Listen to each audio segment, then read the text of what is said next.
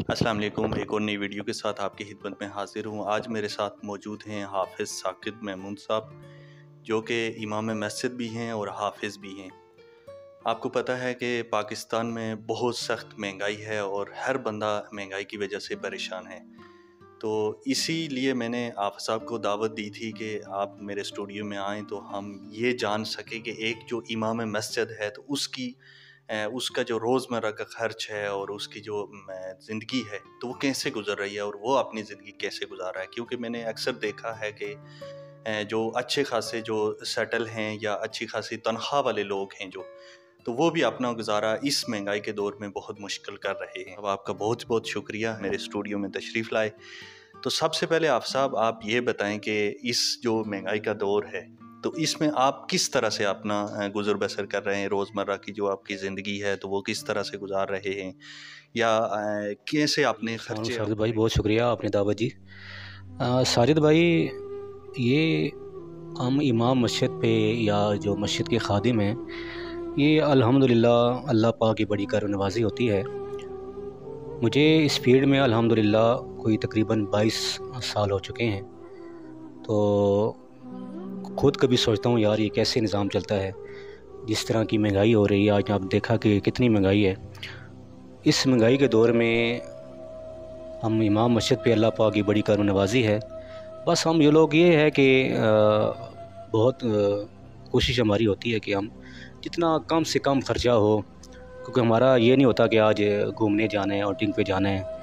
تو گھر میں ہی ہوتے ہیں۔ بچوں کو اگر بہت زیادہ ہوا تو گھر میں کچھ بنا کے دیا، ایسے ہی ہم نظام اپنا کرتے ہیں۔ باقی ہماری تنخواہ میں الحمدللہ برکت اتنی ہوتی ہے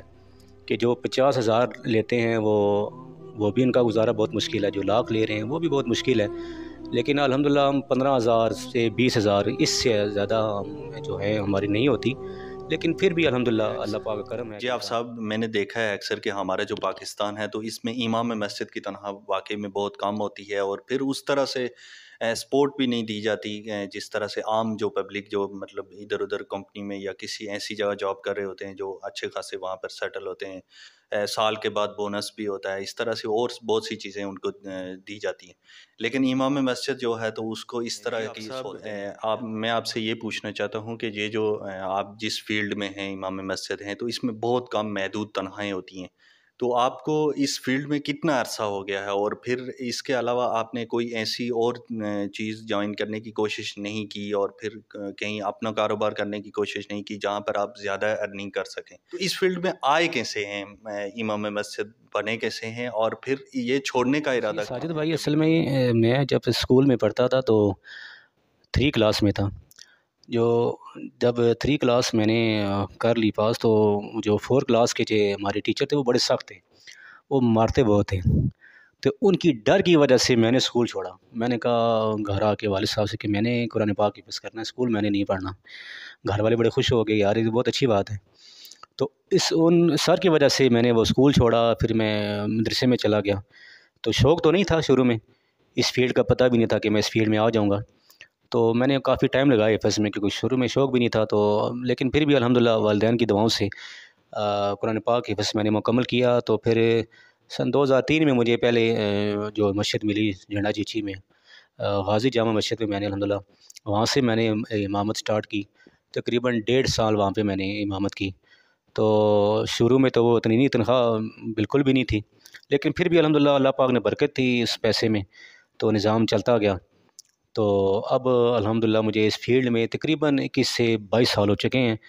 تو بیچ میں خیال آتا تھا کہ چھوڑ دوں، کوئی ایسا کام کروں،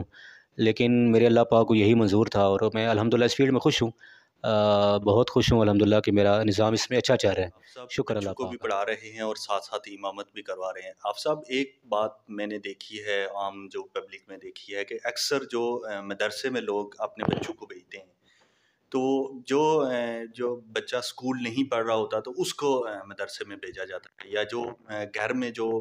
ناقص بچہ ہوتا ہے تو اس کو اکثر جو ہے تو مدرسے میں بھیجا جاتا ہے کہ چلو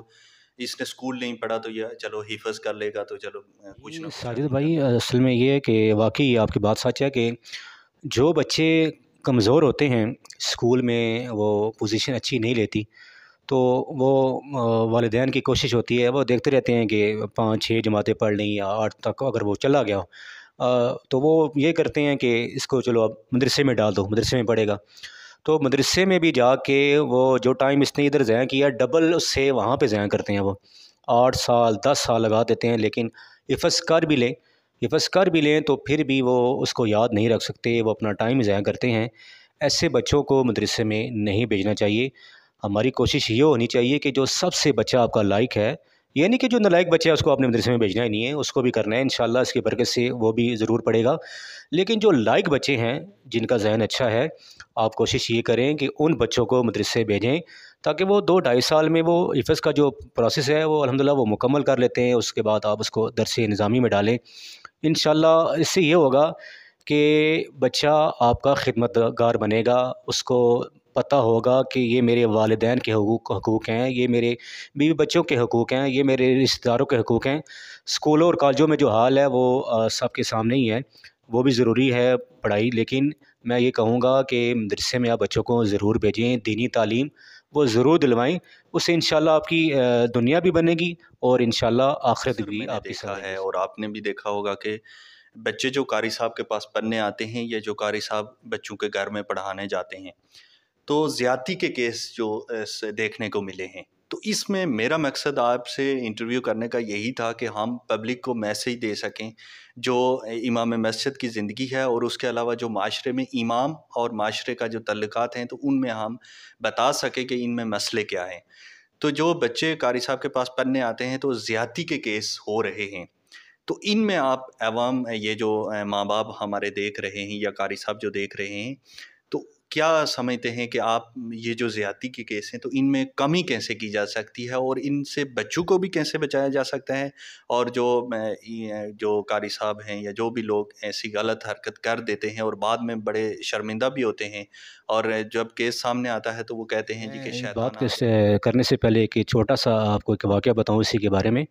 وہ میرے ایک دوست ہیں حافظ صاحب، تو کہتے ہیں کہ میں ایک گھر گیا پڑھانے کے لیے، تو وہ میں نے پڑھانا شروع کیا تو وہ بچی تھی تقریباً 10 سے 12 سال کی ہوگی۔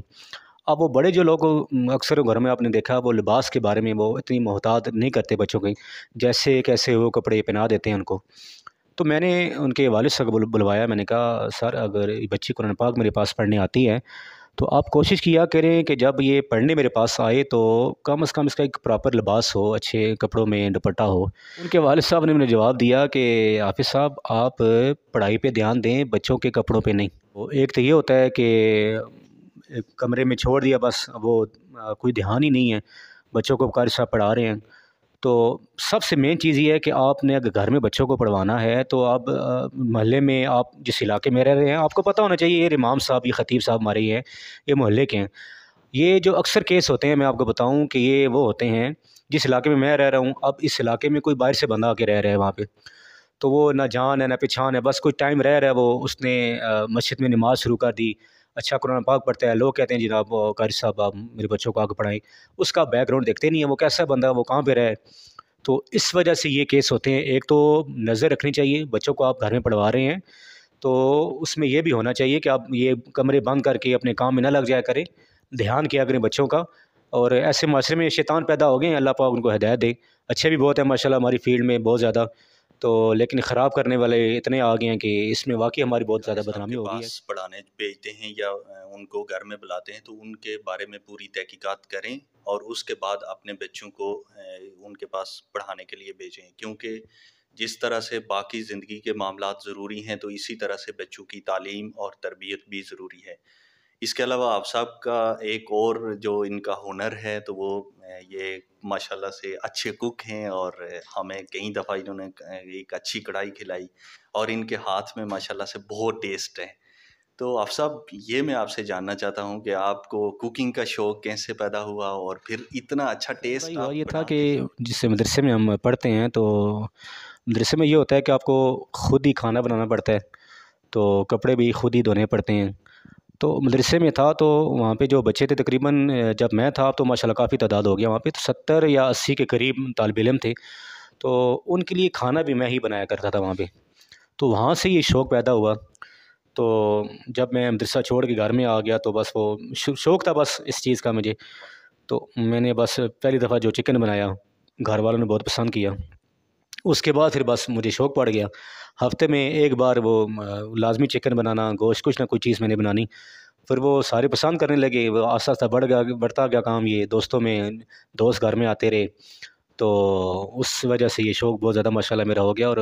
آپ لوگوں کی دعائیں ہیں کہ مجھے پسند کرتے ہیں، آپ میرے ہاتھ کی کڑھائی کو پسند کرتے ہیں۔ آنے والے دنوں میں حافظ صاحب ایک اپنا یوٹیوب چینل بھی شروع کرنے والے ہیں، جس پر یہ اپنی جو ریسیپی ہیں تو وہ مختلف حوالے سے یہ پبلک کو بتائیں گے، اور جو لوگ بھی ان سے سیکھنا چاہتے ہیں یا ان کی ویڈیو دیکھنا چاہتے ہیں تو آنے والے دنوں میں ایک اور انٹرویو ان کا کروں گا، جس میں میں ان کا لنک بھی دوں گا، اور مزید ہم دونوں مل کر تو آگے اس بھائی الحمدللہ مسجد میں پیار بھی بہت ملتا ہے، اس نسبت کی وجہ سے، مصلی رسول کی وجہ سے لوگ بہت زیادہ محبت بھی کرتے ہیں،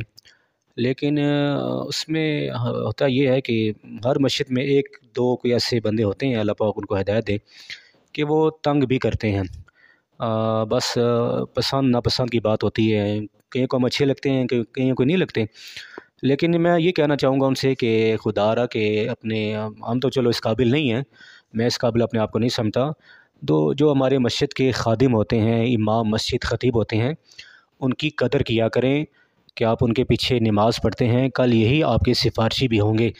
تو ہمارا یہ ہے کہ ہم نماز بھی پیچھے پڑھتے ہیں امام کے، اور جب باہر مسجد سے نکلتے ہیں تو اس امام کے بارے میں اتنا برا بھلا کہتے ہیں، یقین جانیں بہت، میں نے بتایا کہ 21-22 سال مجھے اس فیلڈ میں ہو گئے ہیں،